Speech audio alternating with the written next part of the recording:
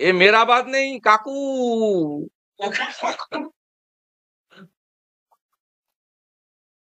এই পিকচার ভাই 12ই আগস্টের বৈঠক ডিকুচি সেখানে কি আলোচনা হয়েছে আপনি তো ভিডিওগ্রাফি নয় আলোচনা জানবেন কি করে? বকেয়া ছিল কিনা জীবনের কাছে হিসাবপত্র হচ্ছিল কিনা আপনি বলবেন কি? কত তুলেছো কত জমা দিয়েছো কত বাকি আছে সেই হিসাবও তো হতে পারে। কৃষ্ণ সাহার বাবা নিজেই বলছেন যে বিধায়ক হওয়ার পর শুভম কৃষ্ণের সম্পত্তি বেড়েছে এবং ইডি সূত্রে যা জানা যাচ্ছে যে প্রচুর জমি তিনি কিনেছেন।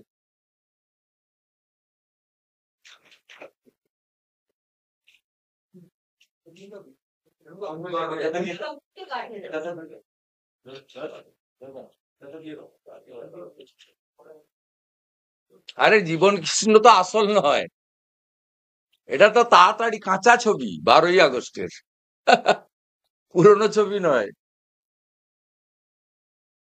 জীবন মাল তুলেছে, মালটা তো নিজে রেখেছে কিছুটা, মূল মালটা তো গেছে কোথায় তো ছবি বলছে।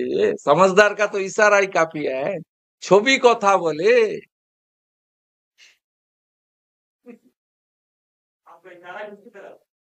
अरे पिक्चर देख लीजिए ना, समझदार का तो इशारा काफी है ना, पिक्चर तो बात कर रहा है इधर।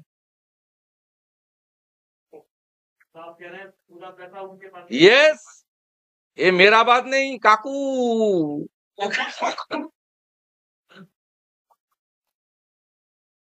এই পিকচার ভাই 12ই আগস্টের 12ই আগস্টের পিকচার। সাংগঠনিক বৈঠক কি বৈঠক ডিকুচি সেখানে কি আলোচনা হয়েছে আপনি তো ভিডিওগ্রাফি নয় আলোচনা জানবেন কি করে? বকেয়া ছিল কিনা জীবনের কাছে হিসাবপত্র হচ্ছিল কিনা আপনি বলবেন কি? কত তুলেছো কত জমা দিয়েছো কত বাকি আছে সেই হিসাবও তো হতে পারে। কালকে ইডি অফিসে ঢোকার সময় জীবন কৃষ্ণ বলছেন যে বিজেপির চক্রান্ত, তাকে ফাঁসানো হয়েছে। ওটা তো বিকালে, সকালের ছবিটা দেখেননি কাদা মাখা, কি কষ্ট। ওই ছবিটা দেখেননি সকালে? কাদা মাখলো কেন? যদি রাজনৈতিক বন্দী হয়ে থাকে ইডি যাবে দরজা খুলে দিবে বলে চলুন কোথায় নিয়ে যাবেন, কাদা মাখতে গেল কেন? এর আগে পুকুরে ঝাঁপ দিয়েছিল, এবারে নালাতে ঝাঁপ দি। दादा एक ही साल में दूसरी बार गिरफ्तारी हुई है जीवन कृष्ण शाह की। पहले ये जीवन कृष्ण शाह नहीं है, पूरा तृणमूल चोर है। ये रुपया उठाया भतीजा को पास डाल दिया। He is one of the collector, hundreds of collector, Bengal में हंड्रेड्स ऑफ कलेक्टर है भतीजा का, including the Sujay Krishna Bhadra. They are collecting huge thousands of crores money from the unemployed youth, the cheated youth। उसको कमीशन मिला है फार केस में 1 लाख 2 लाख, लेकिन बाकी जो रुपया है वो यहां डाला है। चीफ मिनिस्टर चोर है, पूरा सरकार चोर है। ये कोई इंडिविजुअल जीवन कृष्ण शाह नहीं, पार्थ चटर्जी नहीं, पूरा सिस्टम चोर है। सिस्टम के खिलाफ भाजपा को लाइए, कोई सेंट्रल एजेंसी का जरूरत नहीं है। हम लोग पुलिस को देकर ही ये लोग को बर्बाद कर दूंगा कानूनी तरीके से। फेंक दिया। इससे पहले भी उन्होंने जो है बगल में जो था पानी जो पॉन्ड था वहां पे तालाब में भी फेंका था। 3 दिन लगे थे सीबीआई ऑफिसर को फोन खोजने में, और फिर एक बार उन्होंने वैसा किया। चोर क्या करेगा? चोर को जब पकड़ने कोई आएगा तब तो चोर भागने का कोशिश करेगा। वो तो खुद साबित कर दिया 2 बार मैं चोर हूं, मेरा मोबाइल फोन में है। यहां भी बुआ भतीजा अरेस्ट हो गया और बुआ कलेक्टर वो साइथिया में है। सब बुआ भतीजा का राज, पूरा बंगाल में बुआ भतीजा चल रहा है।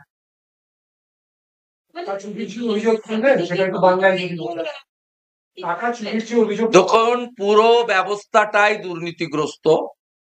মুখ্যমন্ত্রী এই দুর্নীতিতে নেতৃত্ব দিয়েছেন। এই টাকার বড় অংশ ভাইপোর কাছে গেছে। সুজয় কৃষ্ণ ভদ্রর ভয়েস রেকর্ড এবং তার যা যা সামনে আপনারাই এনেছেন, তাতে একাধিকবার সুজয় কৃষ্ণ ভদ্র, যিনি লিপস অ্যান্ড বাউন্সের একজন উচ্চ পদের কর্মচারী ছিলেন, সিইও ছিলেন, তিনি তার কল রেকর্ডে বারে বারে অভিষেক অভিষেক শব্দ উচ্চারণ করেছেন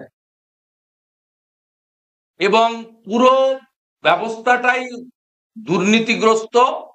এবং এই ধরনের জীবন কৃষ্ণ সাহা সহ অসংখ্য, যে প্রয়াত এমএলএ তাপস সাহা সহ অসংখ্য কালেক্টর গোটা পশ্চিমবঙ্গে ছড়িয়ে দেওয়া হয়েছিল, যাদের কাজ ছিল বেকার যুবক যুবতীদের কাছ থেকে চাকরি দেওয়ার নাম করে বাড়ি ঘর দুয়ার, মায়ের গয়না, গরু বাছুর, স্ত্রীর গয়না সবকিছু বিক্রি করে টাকা জোগাড় করে তাদের কাছে পৌঁছে দিতে হতো।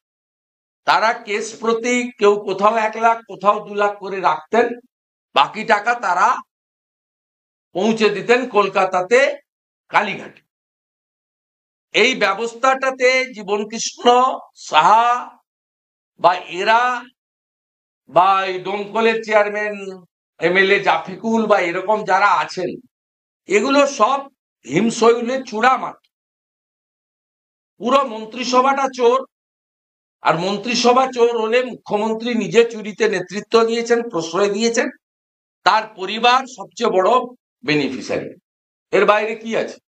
এবং জীবন সাহা মুর্শিদাবাদ জেলা এবং বীরভূম জেলাতে একাধিক তৃণমূল এমএলএ কেও সাব এজেন্ট হিসেবে কাজে লাগিয়েছেন।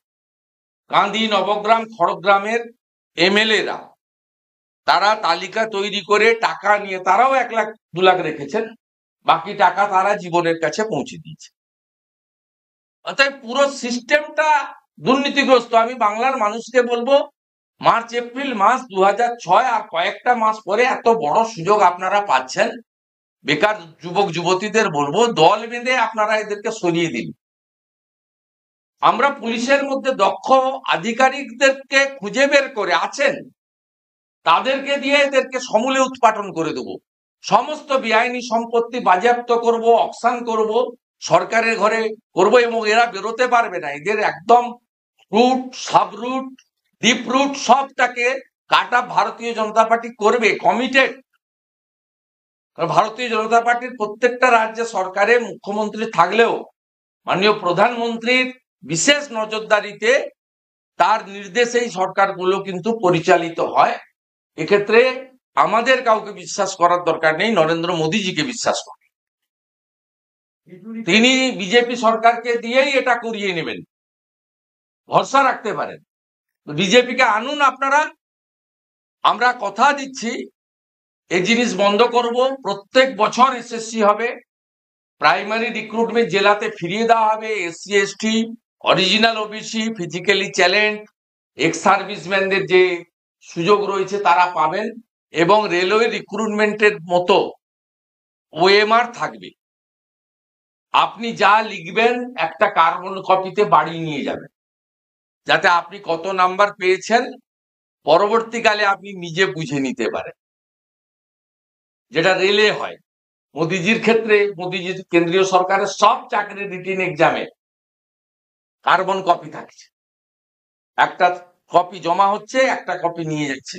তা আপনি যদি 100-র মধ্যে 72 পান বা 32 পান, আপনাকে কেউ 33ও করতে পারবে না, 31ও করতে পারবে না, 73ও করতে পারবে না, 71ও করতে। ট্রাস্ট ভারতীয় জনতা পার্টি। 2,15,00,000 বেকার রয়েছেন, এদের বলবো ট্রাস্ট করুন আপনারা।